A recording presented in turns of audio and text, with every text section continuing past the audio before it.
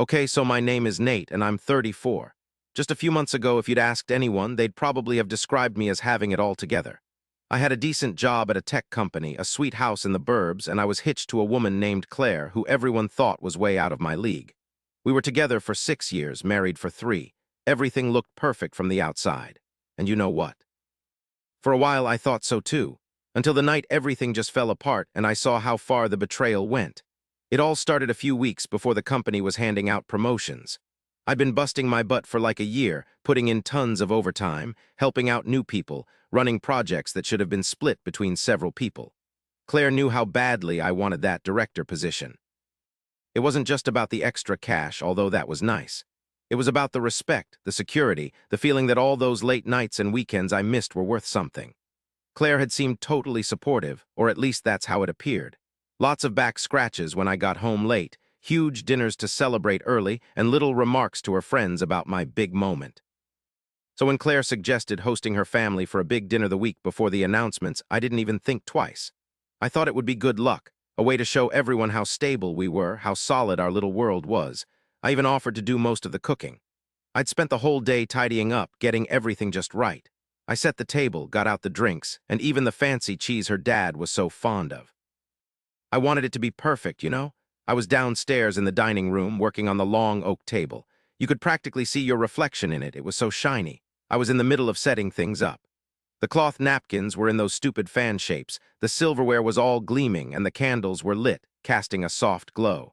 Claire's folks and her little sister were supposed to be arriving any minute. Claire was upstairs putting the final touches on, which really meant freaking out about her hair in the mirror as usual whenever her mom was around. Then I remembered I'd forgotten the dessert plates. So I went upstairs to the linen closet near our bedroom to grab them. That's when I heard it. Voices, hushed and intense, coming from around the corner in the master bedroom. Our door was slightly ajar. They hadn't even bothered to close it. I stopped holding the plates, not even trying to listen at first. But then the words just came out, sharp and cutting, and once I heard them, I couldn't just ignore it. "He's just a stepping stone," Claire's mom hissed, her voice full of loathing. "You deserve so much better." Claire laughed, not a little nervous chuckle, not a come on, mom, be nice kind of laugh. It was a full-on, real, scheming laugh. "Don't worry," she said, her voice dripping with this smug confidence. "Once I get that promotion, I'm out of here and with a nice chunk of his money, too." I just stood there, totally frozen. The world just tilted on its axis, you know. It was like the ground itself gave way and I couldn't get my bearings. One part of me, a huge, screaming part, wanted to barge in there, smash everything, yell, "How could you?" But another, quieter voice, the smart one, told me to play it cool, act normal, just listen and wait. I crept back downstairs real slow, each step feeling like I was wading through honey. My mind was a whirlwind. Had this been happening for months? Years? Was our whole marriage a sham? How much of my life had I given to someone who only saw me as a walking ATM?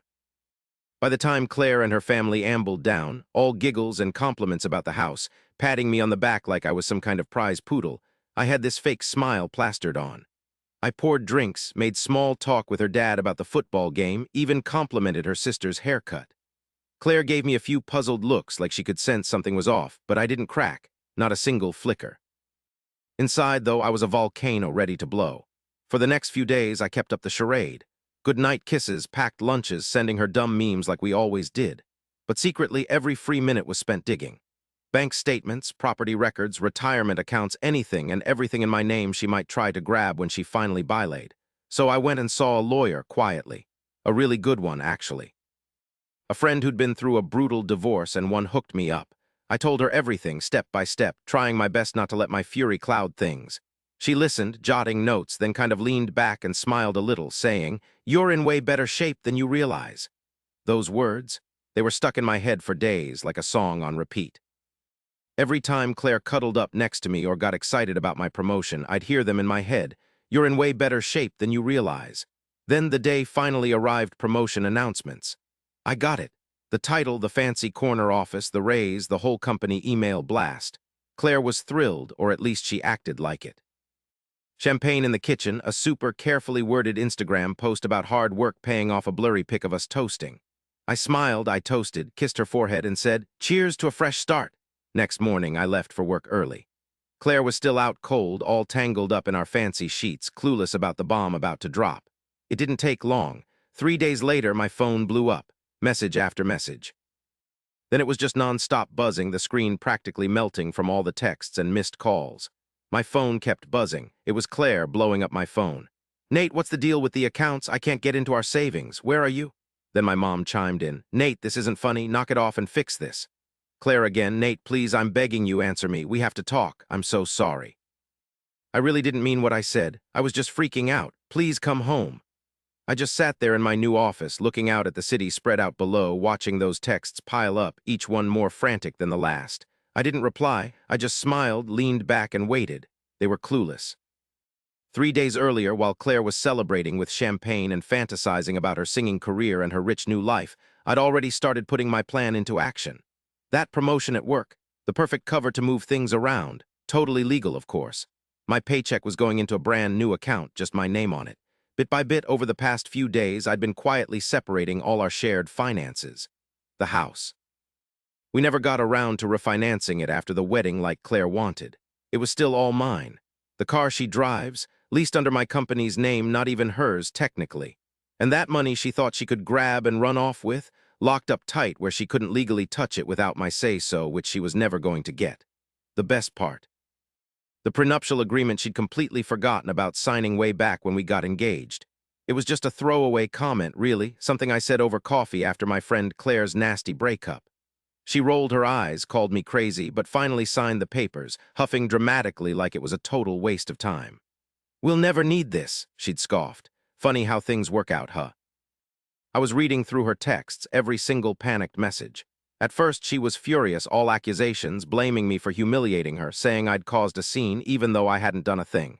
Then bam, the anger vanished, replaced by this desperate, pleading mess. It was as fake as a $3 bill. My favorite text was short and sweet. "Please come home." I didn't go, nope. I went back to my place late that night after she'd probably calmed down. I needed to grab a few things, important papers from my safe, some clothes, my old photo albums. I didn't trust her near them, not after the way she'd acted. When I pulled up, her car was gone, perfect. I wanted her to feel that hollow silence when she got back. The house was spotless, too spotless. She'd obviously spent the whole day freaking out, cleaning, trying to make everything perfect, like a clean house could erase everything she'd done. I went from room to room, quick and quiet. First things first, I grabbed the important stuff, my safe, personal files, Dad's old watch from the back of the closet, a few pictures off the fireplace. Just as I was finishing up, something in the kitchen caught my eye. Claire's laptop was open on the counter, the screen glowing. I couldn't help myself. I went over and saw her open tabs, emails, half-written texts, messages to her friends. She wasn't planning on sneaking out anymore. Nope, she was busy trying to get everyone on her side, making me out to be the bad guy, cold, distant, abusive. She was painting herself as the innocent victim, the wife who did everything to save us. I shouldn't have been shocked, I guess, but seeing it all laid out like that, man, it really messed me up.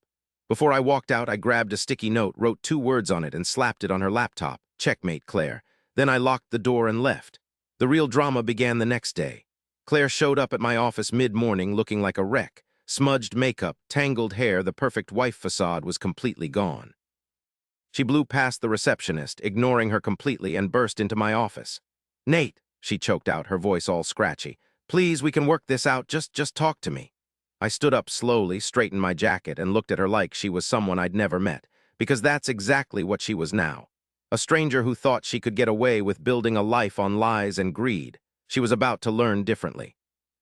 "I don't think there's anything left to salvage," I murmured, my voice barely a whisper. Tears started welling up in her eyes. Real tears, maybe, but they didn't do a thing for me, not anymore. "Don't do this," she pleaded, her voice shaky. "Please, I was just scared. I didn't mean any of it."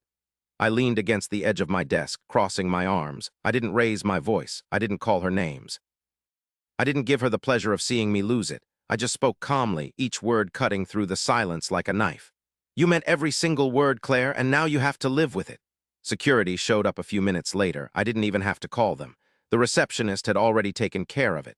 They hovered near the door, looking uncomfortable, clearly hoping I wouldn't make them get involved. I didn't need to. Claire looked at them, then at me, then back at them. Something inside her finally snapped. She turned and bolted, her heels clicking frantically against the floor tiles.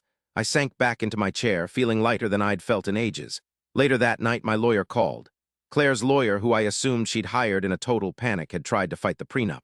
Tried being the important word here. It was solid, totally bulletproof. She'd signed away any claim to my future income, my possessions, even the house she'd chosen with such smug confidence, the house that was supposed to be our forever home. Now it was just mine. Claire was left with nothing but the fallout from her own decisions. I fixed myself a drink, leaned back on the couch in my brand new, blessedly quiet apartment, and waited to see what would happen next. I just had this feeling, you know. Like Claire and her sneaky, manipulative mom weren't finished with me, not even close. The next few days were kind of weird, really quiet. It wasn't uncomfortable, not for me, but it was heavy, like those mornings right before a big storm hits. I was almost waiting for Claire to pull up outside, ready to beg again, every night. I figured she'd try something crazy. Maybe we'd run into each other at the store, or a letter would show up on my doorstep. Something dramatic, but nothing happened, not right away anyway. Instead, she clammed up, which actually freaked me out more than if she'd completely lost it. I knew Claire well enough to know she wouldn't just give up without a fight. Then the first clue popped up. About a week later, HR called me. A woman named Sandra, who usually only talked to me for paperwork and those super awkward birthday cards. "Hey, Nate," she said, her voice low, almost hesitant. "Just wanted to give you a heads up. We got a weird email from someone claiming to be your neighbor. Said you've been acting all unstable and might be using company stuff improperly. Total BS, of course, but I thought you should know." I shut my eyes, pinching the space between them. "Let me guess, no name, no specifics." "Exactly. We're not taking it seriously," Sandra quickly added. "Honestly, it sounds like some personal stuff, but I thought you'd want to know." I said thanks and hung up, this icy dread tightening in my gut. Claire wasn't trying to argue, not really. She wasn't even trying to talk things out anymore. No, she was out to get me destroy my reputation, wreck my career. The one thing she hadn't managed to touch before I ended things. A part of me really wanted to storm over to her place, or even her mom's ridiculously fancy house, and just confront them right then and there. But another part, the part that felt so stupid and betrayed after all those years, knew better. They were baiting me. They wanted me to lose it, to react, to give them something to use against me, so I kept my cool. I called my lawyer again that afternoon, told her everything. She listened real quiet, then let out this little chilling laugh. "They're desperate," she said. "If they had anything real, they would have used it by now. This is just a bunch of hot air. Let them make asses of themselves." Even so, I tightened up my security. I locked down my social media accounts, warned all my friends and coworkers to ignore any garbage they might hear. I even talked to my boss, who thankfully is a really good guy and knows a scam when he sees one. "Don't worry, Nate," he said, putting a hand on my shoulder. "I've seen this before. They always overdo it." And boy, did they ever. A few days later, when I actually thought maybe, just maybe, I was in the clear, the real craziness started. It was a Saturday morning. I'd just finished my jog, totally zoned out with my headphones on the first real peace I'd felt in ages. I was almost home, already dreaming of a hot shower and coffee, when I saw a whole bunch of people by my apartment building.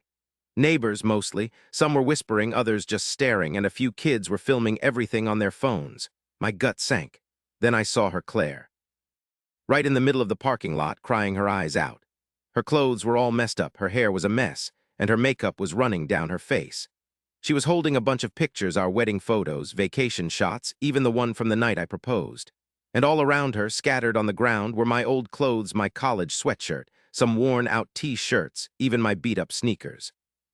It looked like she'd gone through some old boxes and thrown a major public breakup scene. When she saw me, her face changed, this crazy mix of anger and desperation. "There you are," she yelled, loud enough for everyone to hear. "You can't just throw me away. We're married. You owe me." I started walking slower, my heart pounding, the sweat drying on my skin. For a split second, I actually felt a little sorry for her, watching her lose it like that, throwing away any dignity she had left. Then I remembered. I can still hear her laughter upstairs that night she swore she'd make me pay once she got what she wanted. And that feeling of feeling sorry for her just vanished. My hands were steady as I pulled out my phone and started recording, making sure everyone could see. Claire went white as a sheet. She practically tripped over her feet, still holding the picture frames, her voice trembling. "Nate, please," she begged. "We can work this out, I promise." I cut her off. "Claire," I said quietly, "you need to leave right now." She said, "This is harassment." "I'm giving you one chance to just go," I replied, "before I call the police." She just stood there for a second, catching her breath, her eyes all over the place, trying to figure out what to do. Then at last, she chucked the photos, glass breaking everywhere, and sprinted to her car, screeching out of the parking lot. I stopped recording and turned to the small crowd. "Sorry about that," I said in a flat voice. "Crazy X." Some people gave a nervous chuckle. A couple patted me on the back. Mostly they just seemed relieved it was over. But I knew it wasn't, not even close. I didn't want to give Claire a chance to pull something else. As soon as I got upstairs, I emailed the video to my lawyer, my building manager, and the local police department's non-emergency number. I wasn't going to just take it anymore. Claire had crossed a line, harassing me in public, trying to ruin my reputation. I was done waiting for her to snap out of it or suddenly realize the damage she'd caused. Within a day, I had a restraining order and it was granted. The video definitely helped. What my neighbors said really sealed the deal. Turns out, one of them, a retired cop, had even called the cops himself without me even asking. Another neighbor sent me her own video of the whole thing from a different angle. It was a mess, totally embarrassing.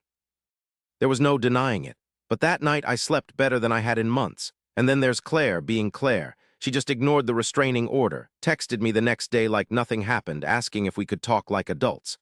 When I didn't answer, she went nuts, calling from different numbers, emailing from fake accounts. Every message got crazier and crazier. I saved screenshots of everything in a folder for court.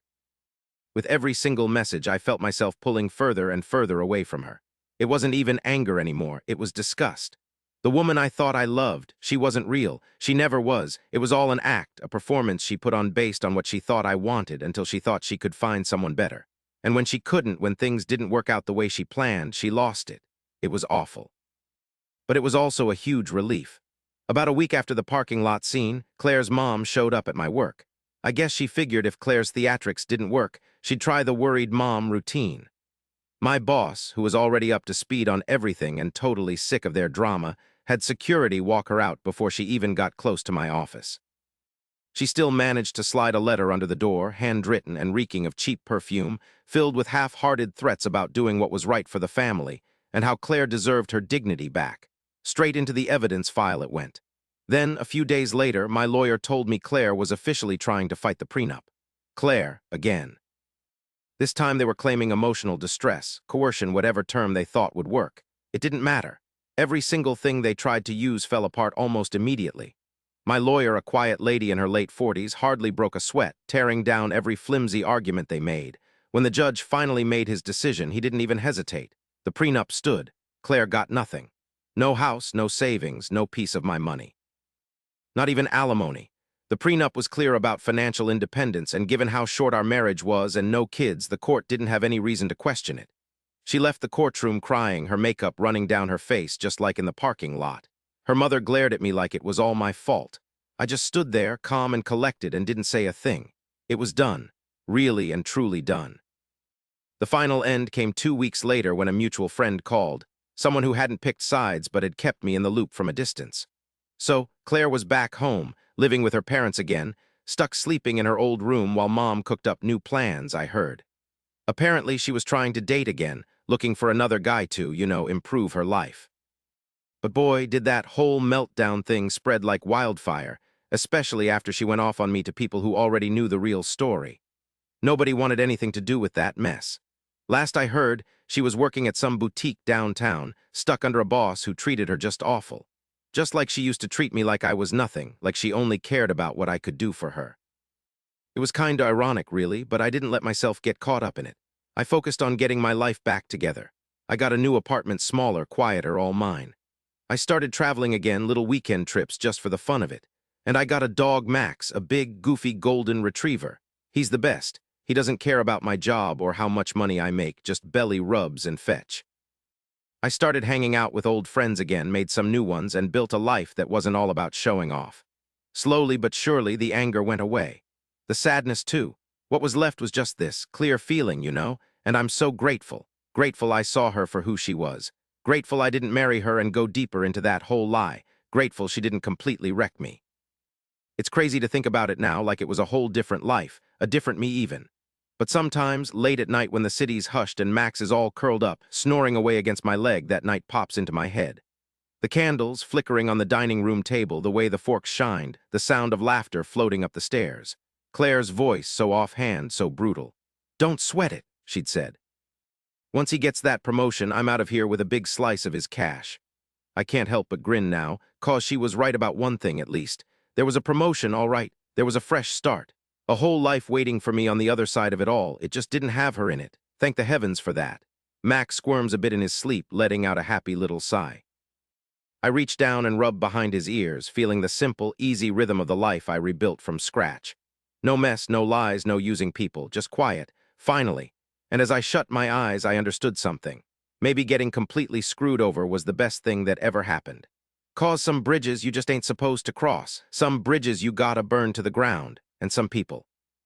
Some people were never supposed to be along for the ride, anyway.